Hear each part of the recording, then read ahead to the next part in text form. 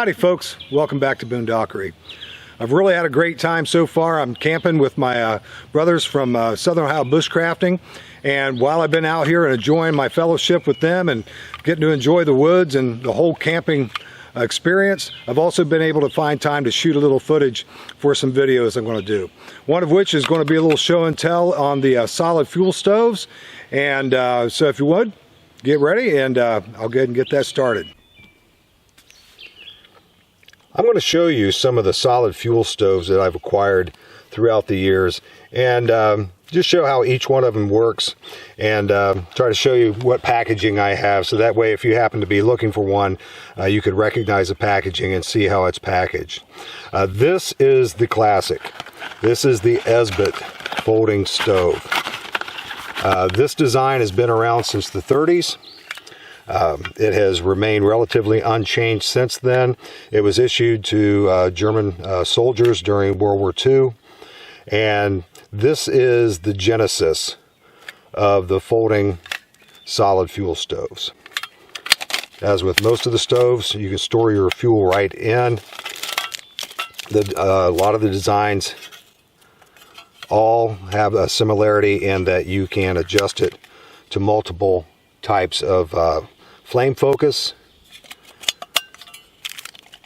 and this is probably one of the ones, if I'm just going out for a day hike or something like that, that I would probably pick up and use the most.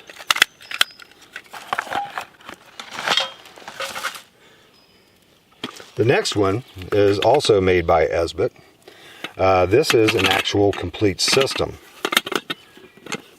It contains a cook pot that the actual solid fuel stove is contained therein.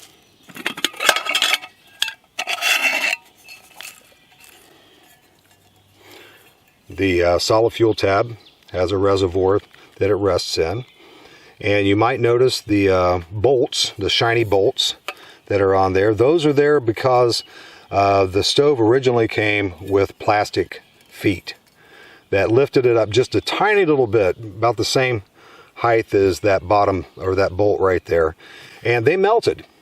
A friend of mine, John Walsh, did a little hack and shared it with me, and it adds a little bit of weight to the stove, but it actually improves the stove. It gives more space underneath the stove to allow airflow, and I don't have to worry about them melting anymore, and it actually lifts it up a little bit higher, so it's not a heat transfer underneath the stove.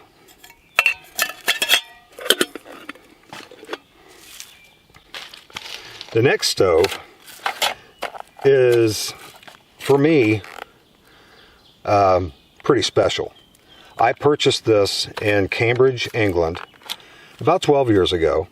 I went to visit a friend of mine that was living there at the time, and we went to a little surplus store there in Cambridge, and I saw many items that looked interesting to me that, you know, I don't see in the States. This was one of them. The other was the British canteen set.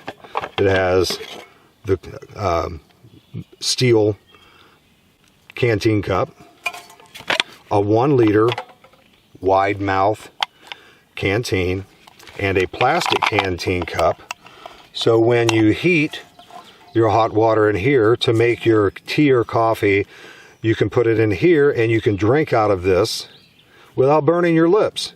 This was absolutely fantastic. I love this. I wish we would have had something like that when I was in the Army. And then I picked up the British mess tent set. Now the reason I'm showing you all those things is because I can use those with this wonderful little stove. It's very similar to the Esbit and its design.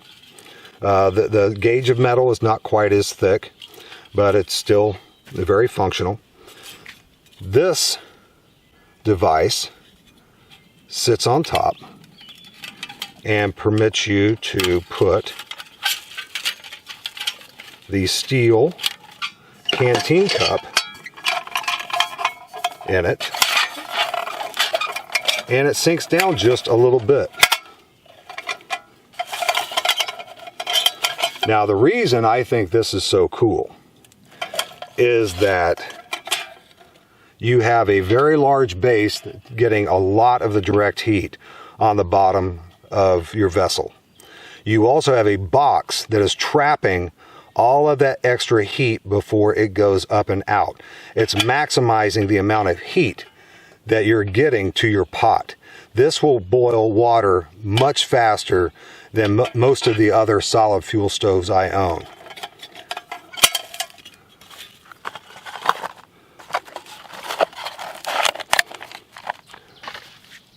This can also be stored inside the mess tin kit. When it's opened up and it's wide open position, and this right here you can put right back on it. The little pot stand, you can put right back on it to add stability.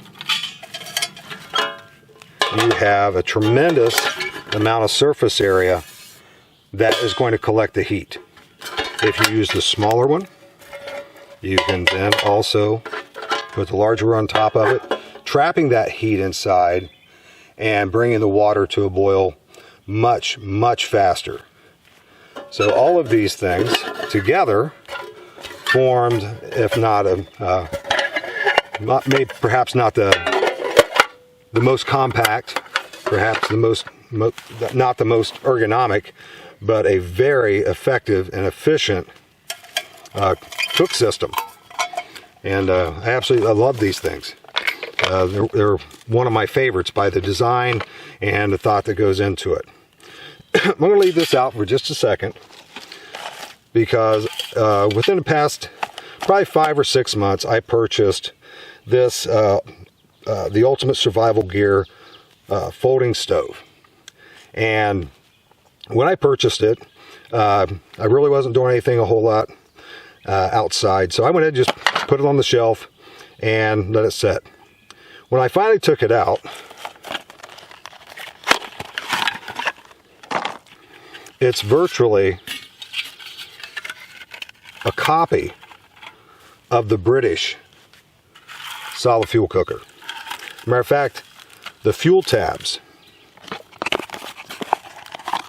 are even similar.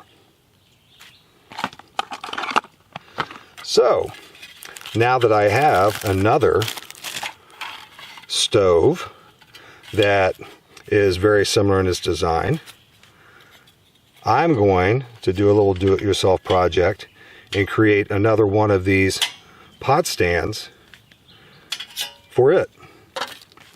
The pot stand works very well as a pot stand, but it also provides a little extra strength and durability when it's folded.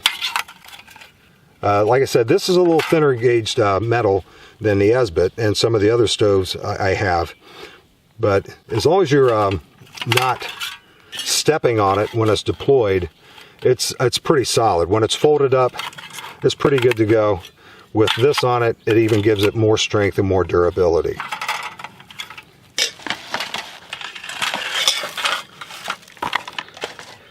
Last stove we're going to look at is not solely a solid fuel stove. It is the BCB Fire Dragon multi-cooker.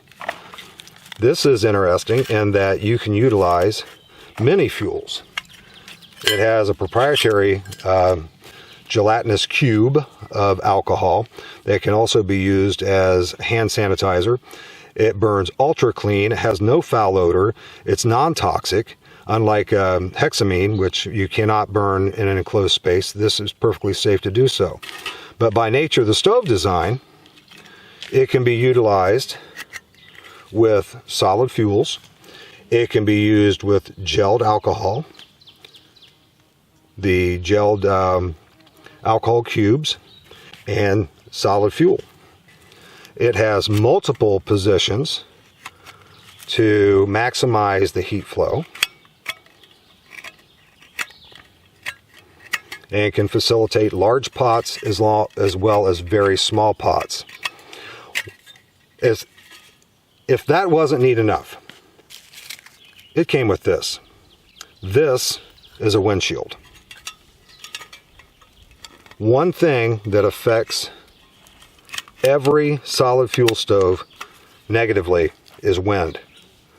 The addition of that small piece of sheet metal maximizes the efficiency of this stove. This was the genesis of an idea that I had, and I've tested it and it works out great, and it will also be the subject of one of my upcoming videos, and it's going to be a do-it-yourself folding solid fuel stove windshield. And I'm going to show you how you can make one for any of the solid fuel stoves you have. I'm going to show you how to take the measurements, how to draw out the pattern, how to cut out the aluminum, and how to fold it, put it together, and have your own windshield for every single solid fuel stove you have. I just wanted to share those with you, and if you have any thoughts or ideas about solid fuel stoves and you want to share those, and maybe you have some do-it-yourself hacks that you'd like to share, just comment below. I'd like to see any ideas that you have.